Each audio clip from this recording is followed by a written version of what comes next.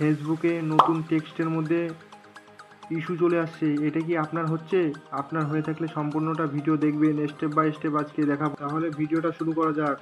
প্রথমে Facebook open করে নেব, প্রোফাইলের মধ্যে যাব, গিয়ে যে টেক্সট আছে টেক্সটের এখানে যে টেক্সটটা দেখা যাচ্ছে টেক্সটে ক্লিক করবে, লেখার উপরে ক্লিক করার পরে আমরা ইস্যুটা দেখতে পারবো।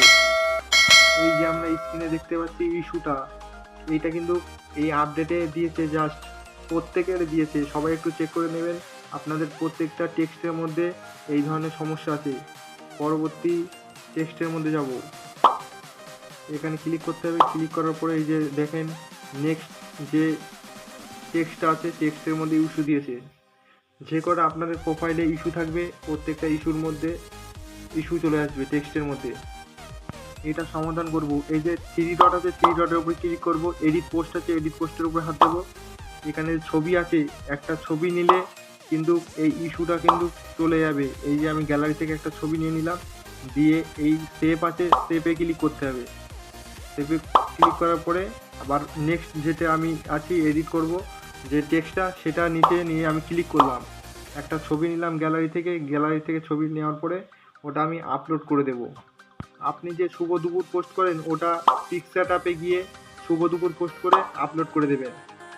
এইভাবে প্রত্যেকটা ছবি নিয়ে টেক্সট লিখবেন না দয়া করে, যে টেক্সটটা লিখবেন সেটা পিকচার অ্যাপে গিয়ে ছবিতে পরিণত করবেন, তাহলে আপনাদের এই সমস্যার সম্মুখীন হবেন না।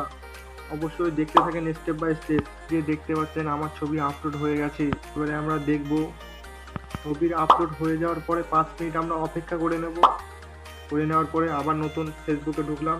এবার নিচের দিকে যেতে হবে, ইনস্টল করতে হবে। নিচের দিকে ইনস্টল করার পরে আপনারা একটু লক্ষ্য করবেন, দেখবেন আমার যে ছবি আপলোড করে দিয়েছে। আমি এই মাত্র যে ছবি আপলোড করলাম, এই যে করে দিয়েছি, দেখেন ক্লিক করব। ক্লিক করার পরে দেখেন ইস্যু আছে, এখন কিন্তু ইস্যু নেই। এইটা ফেসবুকে নতুন আপডেট দিয়েছে, ইস্যু সবাই চলে আসবে। এইভাবে ঠিক করে নিলে আপনাদের, এইভাবে যদি সংশোধন করেন তাহলে আপনাদের ভিউ, লাইক, কমেন্ট, শেয়ার কিছুই যাবে না এবং মাইনাস হবে না, এক কথায়। পরবর্তী যে ছবিটা আপলোড করলাম সেটা এবারে দেখব। এখানে ক্লিক করব, ক্লিক করার উপরে দেখব এখানে আমাদের ইস্যু কিন্তু নেই। নিচের দিকে একটু যাব, নিচের দিকে যাওয়ার পরে এখানে দেখব এখানে কিন্তু সম্পূর্ণ ইস্যু কিন্তু চলে গেছে, ঠিক আছে। এই ভিডিও থেকে আপনাদের একটু উপকার হয়ে থাকলে একটা লাইক করবেন, একটা কমেন্ট করবেন। আজকের মতন বিদায় নিলাম, সবাই ভালো থাকবেন, সুস্থ থাকবেন। ইনশাআল্লাহ কোনো একদিন নতুন ভিডিও নিয়ে দেখা হবে।